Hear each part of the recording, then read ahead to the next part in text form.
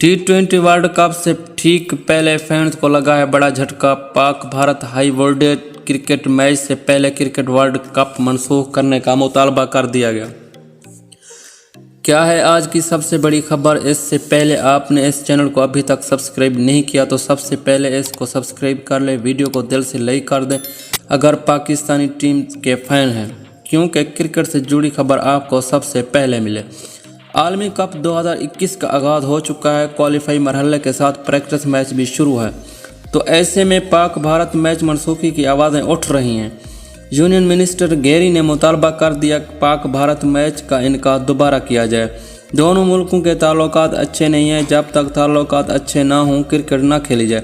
वैसे भी सरहदी ताल्लुकात भी ख़राब हैं, तो ऐसी सूरत में मज़ीद हालात कशीदा ना किए जाएँ।